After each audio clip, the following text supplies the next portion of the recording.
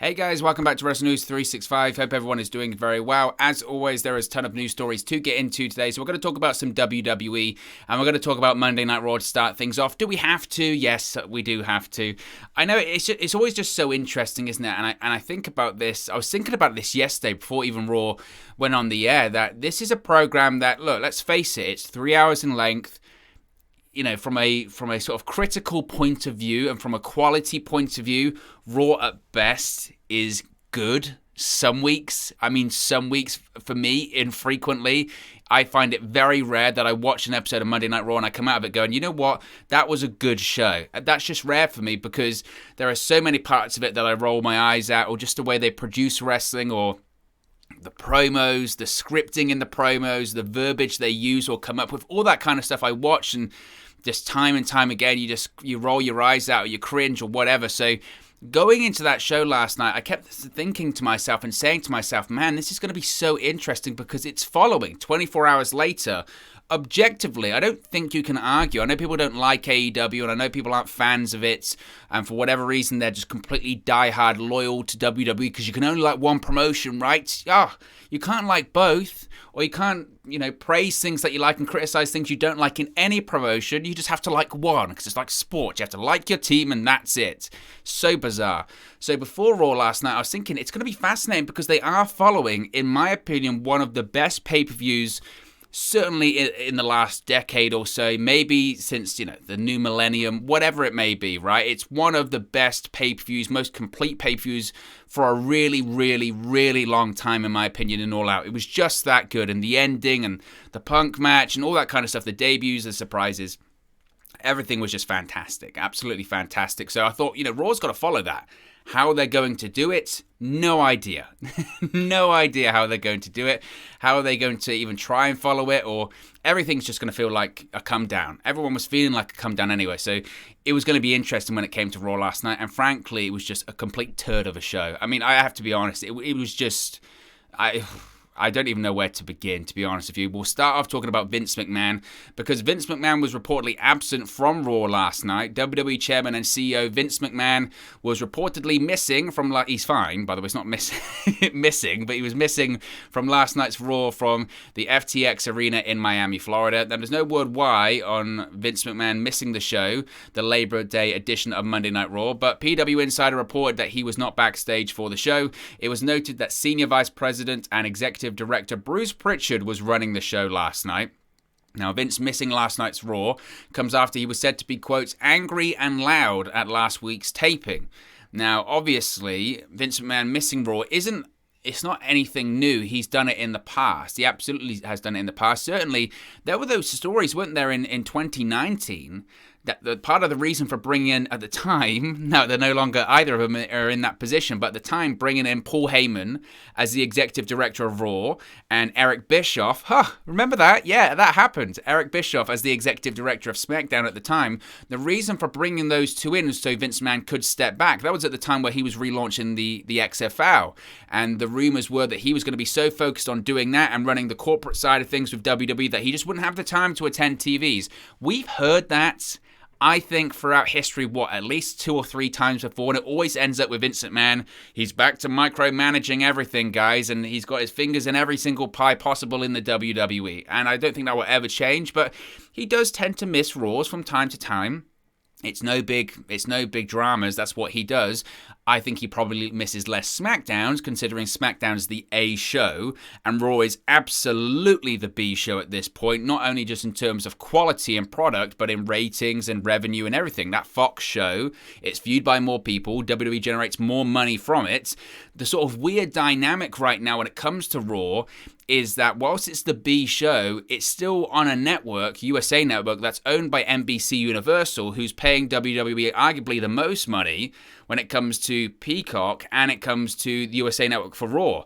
And they don't get happy that SmackDown's the A show on Fox, and Fox don't get happy that whilst they're on Fox, they're promoting Peacock, which is an NBC Universal streaming platform. It's a very weird dynamic when it comes to the networks with WWE right now. But Vince McMahon wasn't backstage at Raw last night, and again, it just feels like the B show. It just feels like the B show. Nick Khan himself said it when he did that interview with Ariel Helwani right before SummerSlam, right?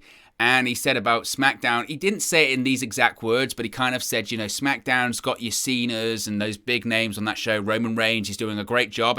And now when it comes to Monday Night Raw, we're seeing these sort of less established up-and-comers coming in, and now we're seeing a bit of equity between Raw and SmackDown when it comes to pay-per-views. It's like they've always been on pay-per-views. And the Universal Championship is always going to main event a show on pay-per-view. It just always is. That's just always the case. But, I mean, occasionally it doesn't. I think Hell in a Cell was the last time it didn't, right?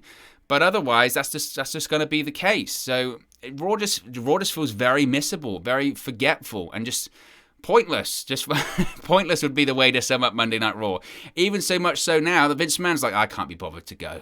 I just can't be bothered to go watch that show. With him being loud and upset and angry last week, he's like, you know what? I just don't want to go anymore. Nobody's watching. I just won't go anyway. But so Vince McMahon wasn't at Raw last night. We'll switch gears, talk about Extreme Rules, because the WWE Championship match has been announced for Extreme Rules.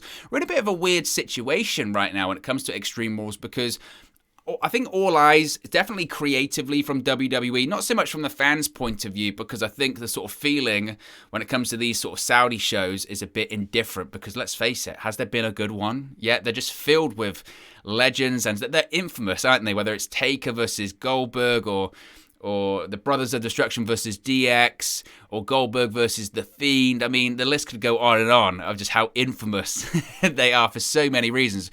Brock versus Cain Velasquez. I mean, just it's crazy, realistically, when you think about it. So I don't think from the eyes of the fans, they're looking more towards Crown Jewel in October, but creatively, they certainly are. And it feels like they've got this pay-per-view in September of Extreme Rules, and they're kind of like, well, let's just go to it, but we're already thinking about Crown Jewel, whether it's Brock versus Roman Reigns, or it's Goldberg versus Lashley 2. That's what they're already looking towards. But we do have a WWE Championship match announced for Extreme Rules, and it will be Bobby Lashley, the almighty WWE Champion, defending against one half of the Raw Tag Team Champions, Randy Orton. Because last night's Raw opening segment saw Orton propose a title shot, and MVP suggested it for Extreme Rules. The challenge was accepted, and Lashley has promised that he and MVP will capture the Raw Tag Team titles so he can become a double champion. We'll talk about when it comes to the Raw Tag Team title match next week on Raw, because it has been announced. We'll talk about that in a second. But it's kind of damning, isn't it? It's kind of damning for Raw in the sense that Randy Orton versus Lashley, look, let's make no mistake, it's a big match in terms of two names that have credibility, two names that people know. Lashley versus Orton sells a pay-per-view, and make no mistake about it, Randy Orton has a ton of equity in that name, and he's one of the biggest WWE superstars of all time, certainly still one of the biggest names on the WWE roster, certainly that Monday Night Raw roster. The reason I say it's damning is because it's kind of a case of, like they did last year with McIntyre, they went with McIntyre versus Orton, and they had way too many matches, to be honest with you. That feud went on forever. At one point, it was an exciting feud, right? McIntyre versus Orton around SummerSlam was very exciting. By the time it got to, Hell in a Cell, or whenever it was, and McIntyre defeating Orton on Raw and then going on to Survivor Series, it was a feud that started in July and ended in November. And by that point, people were just tired of it. And fast forward nearly a year later, Randy Orton's back in that WWE Championship picture, not because, he's Randy Orton, he's a big name, all that kind of stuff. He's back in that title picture because they've got no one else. They have no other credible babyface stars on that roster, on that brand right now for Bobby Lashley to face off against. And it's not because of Lashley's run through them all. It's because there aren't any. There just aren't any. And it's a failure, in my opinion. It's a failure on WWE's part. It's an inability to be able to build them up. WWE, for whatever reason, can't build up those baby faces to face off against Lashley. I think they're trying right now with Damian Priest. And I think eventually we'll get to a point where Damian Priest does face Bobby Lashley. But you look at that brand, and who else? Eventually, maybe Riddle might challenge him after Orton, I guess.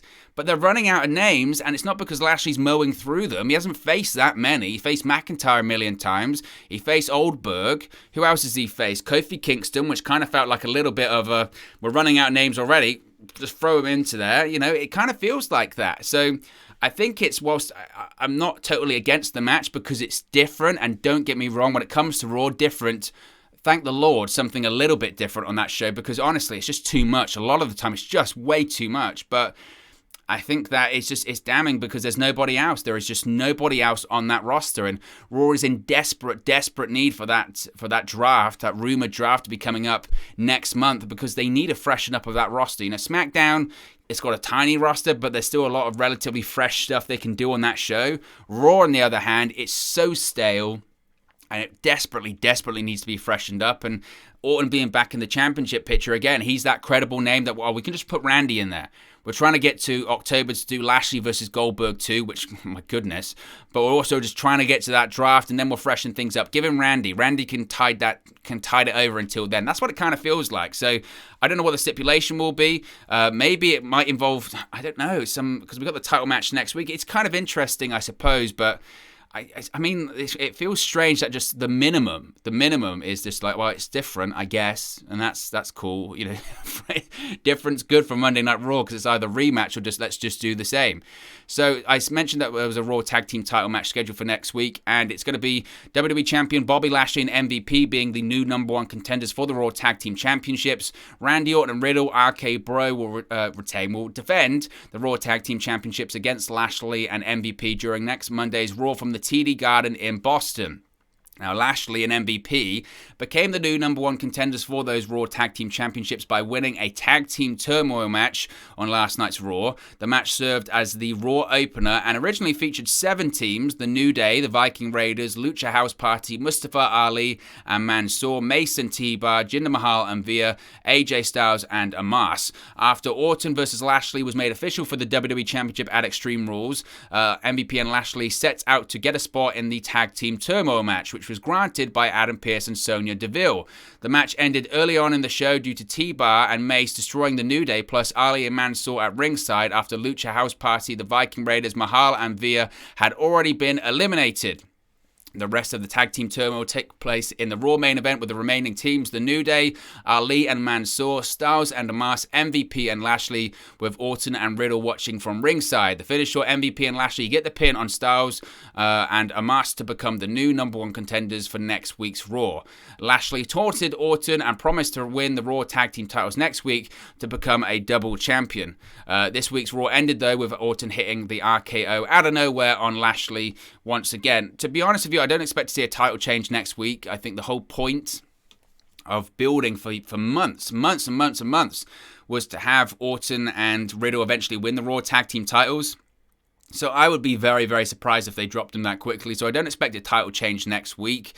I think we could see a situation which I absolutely hate. They kind of did it with Lashley when he was feuding with Kofi Kingston. Kofi got a victory over Lashley. I think Xavier Woods got a victory as well, didn't he? That feels like a million years ago at this point, but he did. I could genuinely see WWE having Orton pin Lashley next week and then be like, whoa, he's got a victory over the WWE Champion. Maybe this is the guy that's going to defeat Lashley, and if he's going to be the one to end the Almighty's WWE Championship reign, maybe it's because of the RKO, right? If Orton hits the RKO out of nowhere, it's over because he's already pinned Lashley once. That's what they're going to do. I hate that if they do it, because I hate pinning the champion, especially a champion that's meant to be almighty and dominant. How can you be the almighty WWE champion while you're getting pinned all the time? That would be 3 people to pin Bobby Lashley in non-title matches. How ridiculous would that be? So I hope they don't do that. I would prefer that Orton pins MVP, or maybe Riddle pins MVP or something like that. MVP takes the pinfall. I would hope that's the direction that they would go in, but this is Raw. This is Raw at the end of the day, so I have no idea. I have absolutely no idea where they're going to go with that one. Speaking of Extreme Rules, the Raw Women's Championship match has been announced for the show, and it will see Charlotte Flair defending her Raw Women's Championship against Alexa Bliss. WWE made the match official after last night's Raw went off the air. Raw saw Flair retain her championship over Nia Jax after interference from Shayna Baszler led to Jax suffering a loss as the tension between Baszler and Jax continued. Bliss with Lily, of course, because that's still going on. I mean, it's unbelievable. Confronted Flair after the match and said she wanted the title. The two had words, and the segment ended with a stare down. So that's actually happening. I think, to be honest with you, look, obviously, I'm not a fan of the Alexa Bliss gimmick, because and I always have to stress this because Alexa Bliss fans get very angry with me if I say this on Twitter or if I say this on here. It's nothing against Alexa Bliss. If anything, I credit Alexa Bliss because she is doing the most with the gimmicks she is given. I think she does her best to make it work. I think she throws herself 200% into the role and tries to make it as good as it can be, and you have to credit for her for that. And to be honest, she's very good at it. She's very good at it because she's a great character, I guess we could say actress, but obviously her work in the ring is great, her mannerisms great, and she gets into it as a character. I really can't criticize that. It's hokey, and I think it's past, This was a Bray Wyatt gimmick as well that he came up with. Not that he should keep it because he came up with it, you would think so, but whatever. But to be honest with you, it just feels like at this point it's done. It's played out. Something different. I mentioned it with Randy Orton earlier. Fresh. It's not fresh anymore. You can say, well, it's Alexa Bliss. It's a different person, so it's fresh. And you can add in Lily, and you can add in Mind Control, but it's done. It's over. Move to something else. Move to something different. On paper, Alexa Bliss versus Charlotte Flair, they're two of the biggest female stars in WWE. So, of course, that's a big match. But it's a special kind of genius to make what should feel like a big match not feel like a big match because of bad characters and bad writing and bad presentation. It should feel like a massive match. These are two of the females that have won the Women's Championship the most in WWE history, right? That's a big match. But for whatever reason, it doesn't feel like that because, again, you just roll your eyes at the Lily stuff and the supernatural stuff and all that kind of stuff, and it's like, ugh. But, you look at the card, and this is what I keep saying about WWE when it comes to pay-per-views, they always deliver good pay-per-view events. 9 times out of 10, the matches are very good, and the pay-per-views themselves are very good, but how they get there with the writing and the promos and the segments, that's the insufferable part. But look at the card for Extreme Rules. You've got WWE title match, Randy Orton versus Bobby Lashley. You've got Raw Women's title, Alexa Bliss versus Charlotte Flair. You've got Bianca Belair versus Becky Lynch. You've got a US Championship match we'll talk about in a second. That's a good card. Especially when you throw in some stipulations on it, that should be a great card and it should be a great pay-per-view. I'm sure we'll come out of it going, not bad pay-per-view. The matches were good. But it's how they get there every single week is just insufferable. Absolutely insufferable every week. It's crazy. Now, speaking of Extreme Rules, we have a United States Championship match announced for the show. Wasn't massively keen on this one. Damian Priest will defend his title against Sheamus, the former champion. It's a rematch from SummerSlam. Sheamus became the new number one contender by defeating Drew McIntyre in a number one contenders match on Raw last night. Sheamus got the victory with a handful of tights. I would have preferred that it was Priest versus McIntyre because that feels different and it feels like a good use of McIntyre. Don't get me wrong, Priest and Sheamus had a really good match at SummerSlam, I thought, even though the crowd, it took a while for them to get into it. I thought they had a good match, and if it is just going to be a singles match, I'm sure it'll be fine. I do lean into thinking this one might turn back into a triple threat, though. I think even though they did the triple threat match on Raw last week, I do think they could go back to that, because otherwise, what's McIntyre doing? He's not going to go against Jinder Mahal again, hopefully not. That was 4 minutes and nobody cares. At least with this, you kind of feel like, people can get invested in it and it would be a good match. So whilst this is a singles match now, I do lean into this probably being a triple threat once again, and I would prefer that, but we'll have to wait and see. But it's good for Damian Priest. Damian Priest is being booked very strong because, like I said, I think he gets a shot at the WWE Championship in the not too distant future. Now, SmackDown on Friday is the Super SmackDown from Madison Square Garden, and several Raw superstars are being advertised for the event from MSG. It was noted before that SmackDown, the SmackDown taping would feature superstars from both brands. While there's no word yet on if the Raw superstars will appearing on the Fox broadcast, MSG and the WWE websites have the following Raw stars advertised: WWE Champion Bobby Lashley, Raw Women's Champion Charlotte Flair, Raw Tag Team Champions RK Bro, The New Day, and Drew McIntyre.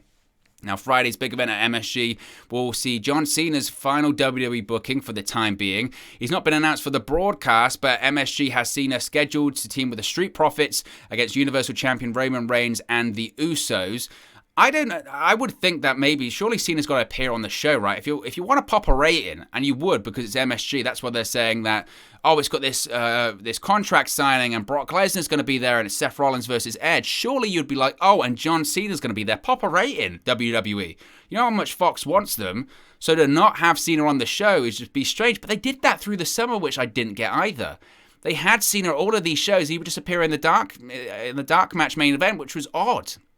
Really odd. I just didn't get that whilst that happened. I mean, I could get if it's a Raw taping and it's kind of like, well, Cena's not on the brand. You can justify it like that. And it's just for tickets at that point. But there were some SmackDowns where he was there, but he just appeared in front of the live audience. Like, what? You've only got him for not that long. You've only got him for a select amount of dates. Get him on the show. Pop a rating. Because in 2-3 months' time, when the ratings aren't good in the winter, because they're always not, you'd be looking at that going, man, we could do a John Cena right now. It's just, I find that very odd, very strange. Speaking of SmackDown, on Friday, Sasha Banks has teased that she will be returning at the show. There had been reports and rumors that she was scheduled to return this coming weekend. Sunday, Banks tweeted out 12 stars and also a video of the final countdown by Europe. Now, 12 days from that date was a Friday, September 17, which could be an indication as to when she would be returning to SmackDown. I don't know. I don't know when she's going to be back. A lot of people thought it was a reference to Daniel Bryan, the whole final countdown deal. I tend to lean into that, think it was a reference to Daniel Bryan, but we'll have to wait and see. Sasha Banks could be back on Friday. Finally, WWE has filed to dissolve WWE UK Holdings Limited. WWE filed to dissolve WWE UK Holdings Limited on August 25th, 2021.